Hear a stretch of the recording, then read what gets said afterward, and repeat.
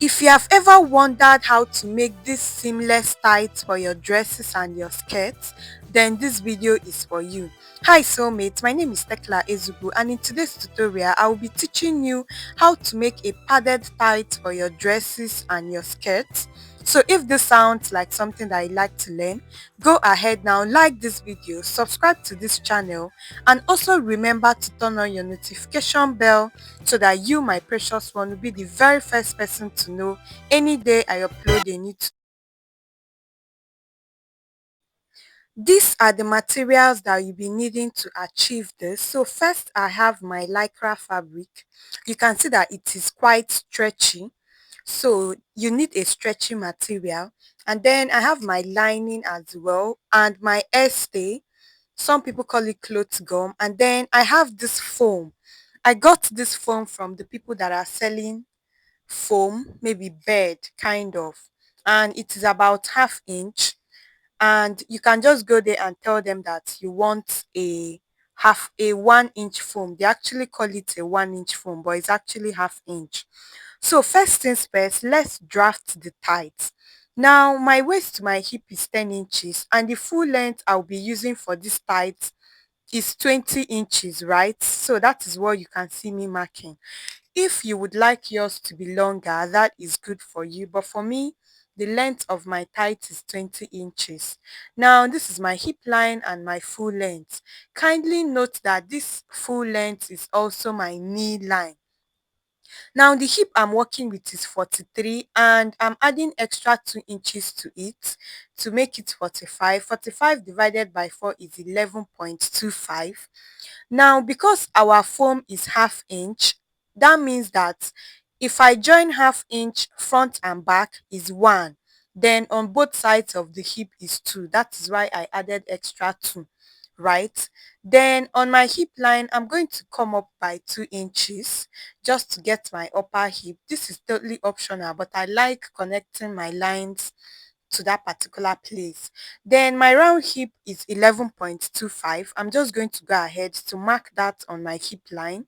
Then I will also mark the same thing on my waistline and I will now connect it together, right? Then I'm now going to go ahead to mark my round waist. My round waist is 8 inches and I'm going to mark it there. I did not add any darts. Please kindly note that this tight does not have any darts. And the reason is because it is a stretchy fabric, so you do not need to add darts to it, right? Then on my hip line, I'm going to come down by 2.5 inches for my crotch measurement. You can use 2, you can use 3. For me, I'm using 2.5 because this pattern is for a size 12. So I came down, just go ahead to come down by 2.5 inches and extend your vertical line to that particular point. Now we are going to get the crotch extension. I'm going to mark what I have on my hip, which is 11.25, and I'm going to go ahead to divide it by 4, right? So 11.25 divided by 4 is about 2 3/4, and I'm going to use that 2 3/4 to extend my line on my crotch, right? And then you now go ahead to curve it. So this is like the easiest way of getting your crotch extension. Just measure, go ahead and measure what you have on your hip, divide it by 4 and then impute it. So right now what I did is that I measured exactly what I have on my crotch extension and I divided it by 2. Remember, not on my hip line. From that crotch extension, I divided it by 2. I just drew the line down to my full length or my knee line. So just like I said before, this particular line is also my knee line. Now my round knee is 19. 19 divided by 4 is 4.75, which is 4 3/4, right? Now that 4 3/4, I'm going to mark it on each side of that line that I created, right? And then I will now go ahead to now curve it back to my hip line.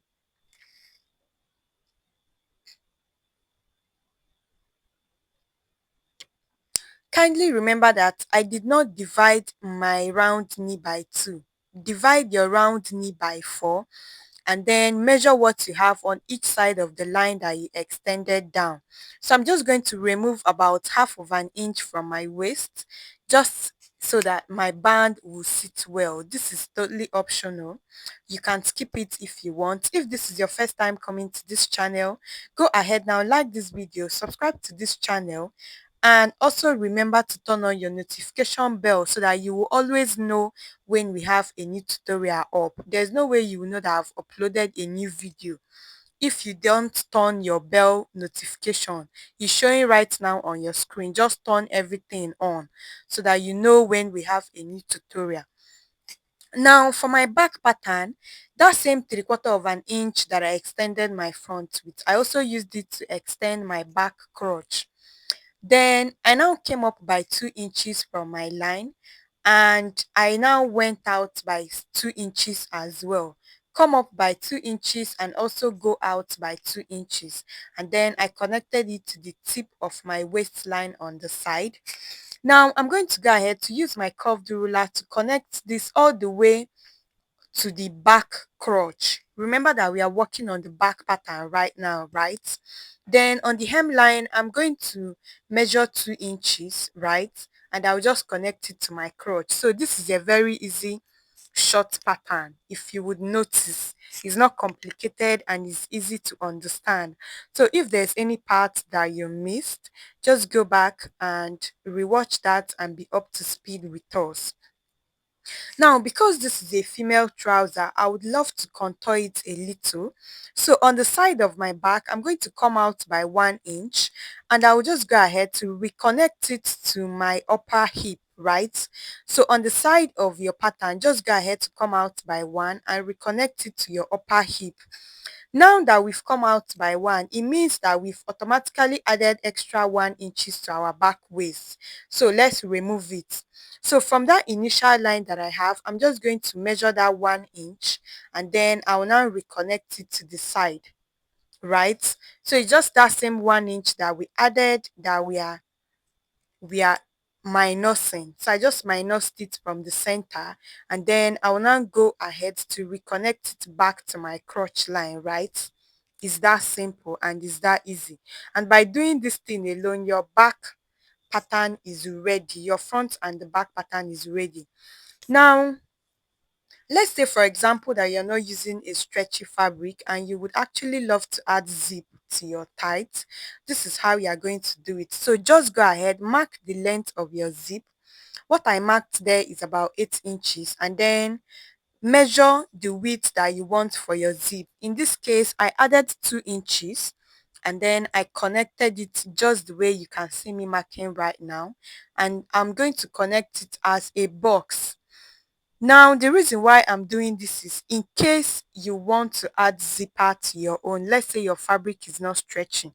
Now, under my zipper box, I'm going to divide it into two, or I'm going to come in by about 3/4 of an inch, and I'm going to reconnect that to the crotch. If you're adding zipper to your own tights, this is extremely important, right? Because if you sew your zip and reach to the end of this zip box, you will not see allowance to join it if you did not come out just this way that I'm doing. So or you can just divide your zipper box by two and reconnect it to your crotch, just the way you can see me marking. Now, our Blazer online class is coming up on the 30th of September, and the fee is 10,000 naira. If you have ever had any issue, whether you are a beginner, you are an intermediate or advanced, then this class is for you. Just go ahead to click the WhatsApp link in the comments and join us. You need that class, and it is a very detailed class. Registration fee is just 10,000 naira. Now, our corset class is also ongoing for the people that have not registered. Many of you have already registered. The course fee is 15,000 naira. All you have to do is click on that WhatsApp link in the comments, and it will bring you directly to my WhatsApp to register. So now that we are done drafting the pattern, let's go ahead and then cut it on my fabric. So the width of this fabric is the particular place that is very stretchy, right? Since we are stretching to the side, not to the up and down. So that part that stretches more should be on the side. Then I'll now go ahead to cut this out. The only thing that I did here is that I added 1 inch allowance to the hemline so that I will use it to fold the hemline. That's all. And then on the waist, I also added half inch so that I will use it to join it to the band, right? So now we've cut out our back pattern and our front pattern.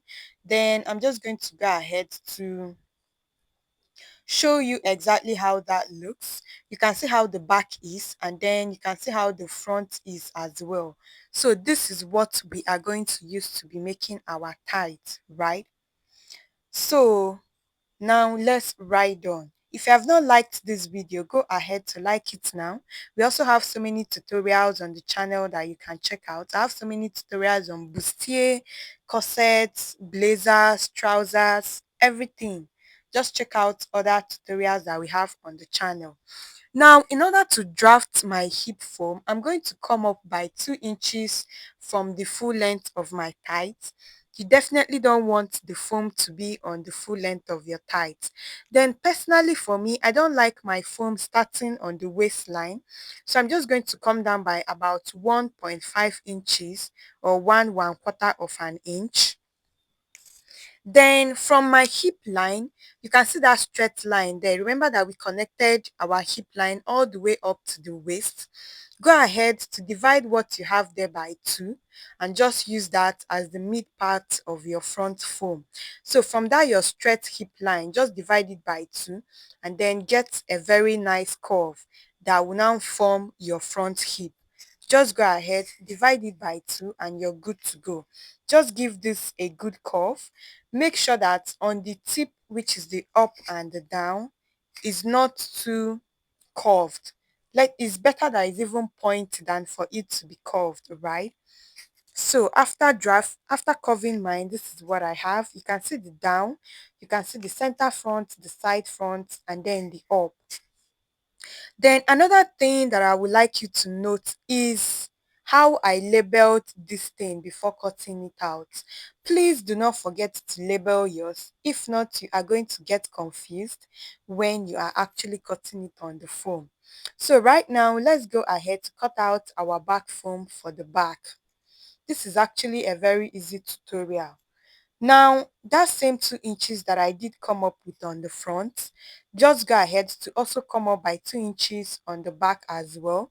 Then that same 1.5 inches that you came down on the waistline with, also do the same thing on the back.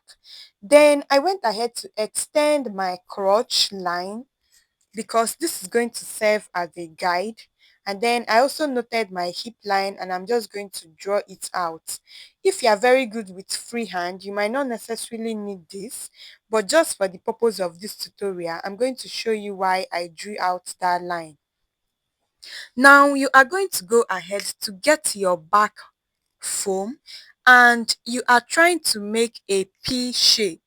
You know the letter P. That is what you should be aiming for. Make sure that your foam at the back is looking like letter P. So there's no actual measurements for this. I'm just using freehand until I get the kind of thing that I want. Now on this my crotch line, you see that place that I wrote R. Make sure that your P is not too curvy on that part. Remember that you're trying to pad your hips and your boots, not your under butt. So you're trying to make sure that the foam does not enter into that place. Please take note of the way I'm curving mine.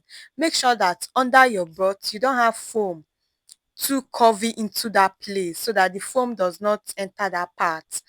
Then I remember that on the back pattern, I did add extra 2 inches. So I just came in by 2 inches to connect my foam. But just get a very good shape of letter P and you are good to go, right? So at this point, what I'm just trying to say is go ahead to remove the 2 inches extra allowance that we added at the back and then just go ahead to curve it. Whichever way you decide to curve this at the back, just make sure that it's not getting to the end line. It will definitely work for you. And make sure that your foam is looking like the letter P. So after I've gotten what I want, I just went ahead to label it. Labeling is extremely important for this pattern. You can see the way I label the side back, center back, the down, and then the up. It is very, very essential. Please do not forget to label your pattern. So after cutting it out, this is exactly what I have. You could see the front and the back, and you can see the way I'm matching up the sides, because the sides is where you are going to join the front and the back pattern together. And you can see that this is already coming out so nice and fine. Now, if you have not liked this video, go ahead to click that like button on your screen right now. And if this is your first time coming to this channel, just know that you will not see us again if you don't subscribe. How will you find the channel? Or the only thing you can do is to subscribe and then turn on your notification bell so that you will know exactly when I upload a new tutorial, right? So right now we are going to cut it out on our foam. I just folded my foam into two and I placed it on it, and cut exactly what you have on the pattern. Do not add any extra allowance, right? Now after cutting, this is what I have. I have two of each, which is for the left and the right. Now kindly note the way I'm removing this. I'm being careful. Make sure that your side front and your side back is lapping. I'll take that again. Make sure that your side front and your side back is lapping together. So that is exactly why you could see me turn that foam like that. Once you have the pattern, it's going to help you as a guide. Make sure that your side front and your side back is together. That is the only way this foam is going to give you a very nice shape. And after I've gotten that, you can see this is what I have. This is already serving for the front, for the left and the right, right? Now I went in again to label. Just go ahead to label your foam so that you will not get confused, right? Label the part that is the up, the side, the down.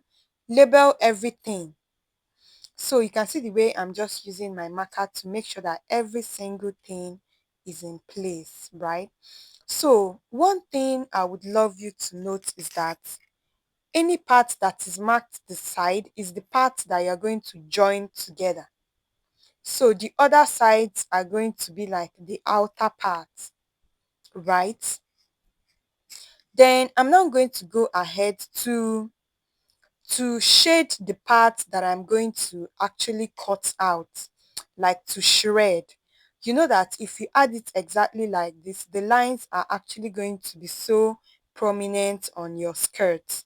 So this part that I'm shading now is exactly the part that we are actually going to be shredding. Some people prefer to actually join it together before shredding, but for me, I like to shred before joining it together, right? So I'm just going to just go ahead to mark out the part that you shred. It should be aligning. The back and the front should be aligning. Just assume that if you join it together, the shredding should be kind of rounded. So guys, because the video is already getting too long, this is where we'll be stopping for today. Do you want to see the part 2 of this tutorial? Comment down below. Do you have any question? Also drop it. And if you have not subscribed, kindly do so. And until my next tutorial, I can't wait to see you. Turn on your post notification so that you know when the tutorial is up, so that you do not have to come to WhatsApp and ask me where is the tutorial. Turn on your post notification. My name is Tekla. While we are waiting for the part 2, share this video to your fellow soulmates, and until the next video guys, bye.